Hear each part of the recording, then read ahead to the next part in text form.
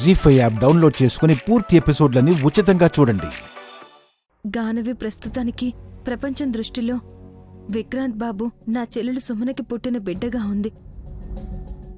కాని అది నిజం కాదన్నా. నా అనుమానం దారికి అడ్డుగా ఉంది. గానవి సుమనమ్మకు పుట్టలేదని అలా ఎలా అనుకుంటావమ్మా? అనుమానమే కాదు, ఆలోచనే రాకూడదు.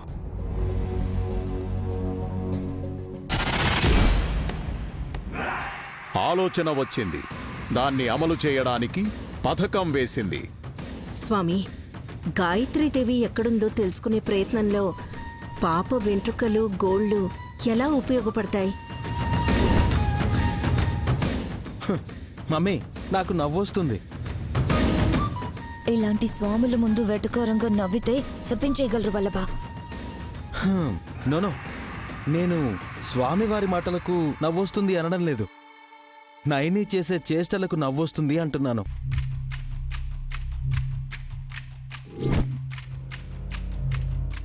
వల్లభ, సరిగ్గా చెప్పు. మమ్మీ, గానవీనే గాయత్రి పెద్దమ్మేమో అనుకుని గోర్లు జుట్టు కత్తిరించి డిఎన్ఏ టెస్ట్ చేయించాలి అనుకుంది అంటే పిచ్చి ప్రయత్నం కదా. నన్ను పిచ్చిదానిలా చూడొద్దన్నా. ఇలా ఎందుకు చేస్తున్నానో వివరంగా చెప్పేంత సమయం ఇప్పుడు లేదు. నా అనుకున్న వాళ్లే నన్ను మోసం చేస్తున్నప్పుడు నేను తెగించకపోతే ఈ జన్మలో నా బిడ్డను నేను కలుసుకోనని నాకు అర్థమైంది.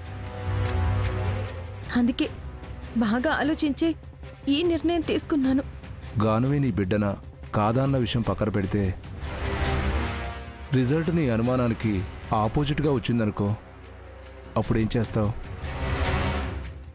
గుండె బరువు కాస్త దిగిందనుకుంటాను. అలాగని గాయత్రమ్మ గారిని వెతకడం ఆపను. మీరైతే ఇదొక్క సాయం చేయండి అన్నా. అలాగేనమ్మా, రేపు రిపోర్ట్స్తోనే వస్తాను.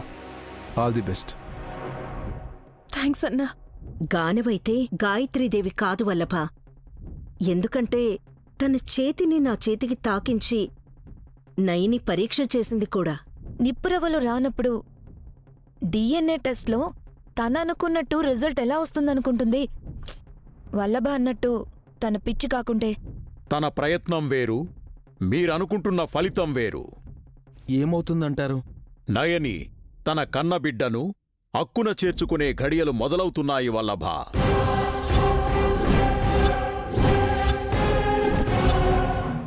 భగవంతుడు అడ్డుపడ్డా సరే ఈసారి గడ్డు పరిస్థితిని దాటుకొని ముందుకెళుతోంది. నయని బిడ్డెవరో తెలుసుకుంటే నా పరిస్థితి ఏంటి స్వామి? నీ ఆయుష్ ఇంకెంతకాలమన్నది తేలిపోతుంది తిలోత్తమా.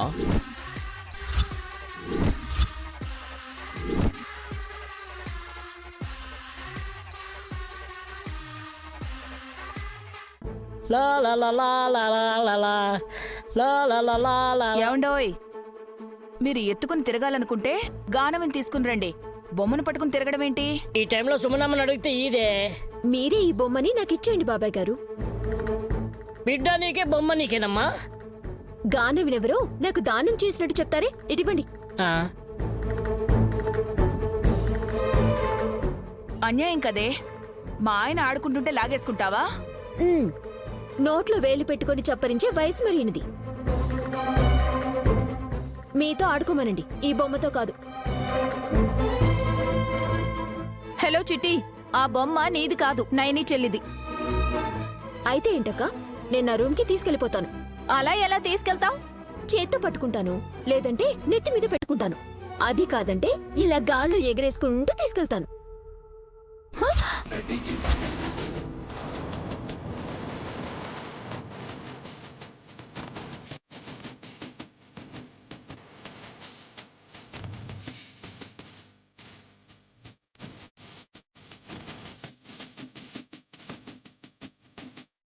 ఇప్పుడుంటుందమ్మా బొమ్మ నీకు.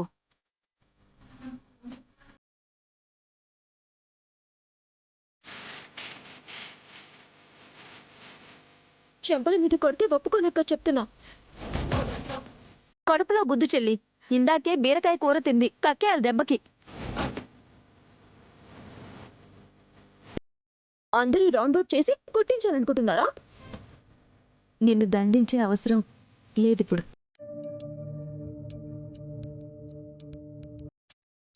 ఏమనుకున్నా క్షమించేసింది. వెళ్ళి హాయిగా నిద్రపో సుమనమ్మ. మా అక్క జాలి నాకు అక్కర్లేదు. కోరి కొట్టించుకోవడం అంటే ఇదే. వదిలేసింది కదా, వెళ్ళవే ముందు. లేదు, ఎందుకు తిట్టదో ఎందుకు కొట్టదో నాకు తెలియాలి. ఇదెక్కడ గోలా? ఊరికే వెళ్ళొచ్చు కదా సుమనా.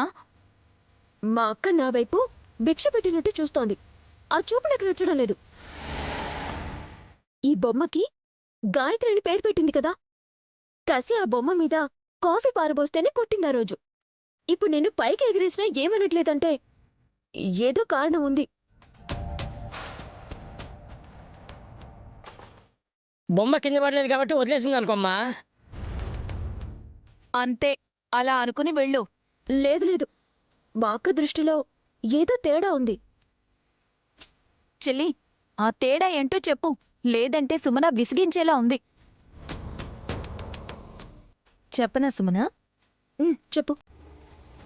రేపు అందాల బొమ్మకి ప్రాణం వస్తుంది.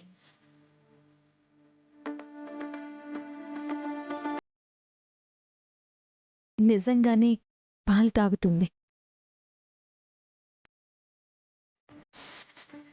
అల్లరి చేస్తుంది, ఆడుకుంటుంది.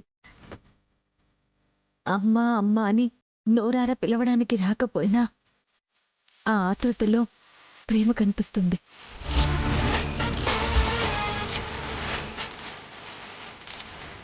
ఏంటి రేపే?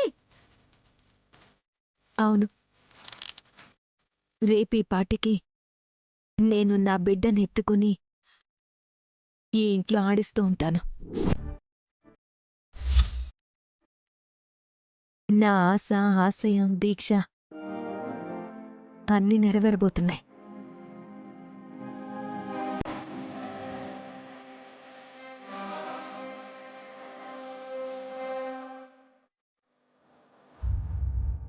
నైని ఏం చెప్పిందో తనకైనా తెలుసా?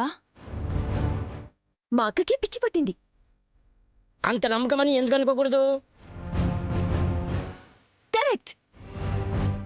నైని చెల్లి నోటి వెంట విశాలాక్షమ్మ వారు పలికించారు అంటే అది అఖండ సత్యం. 100 ఆరైనా 6 100 అది జరిగి తీరుతుంది.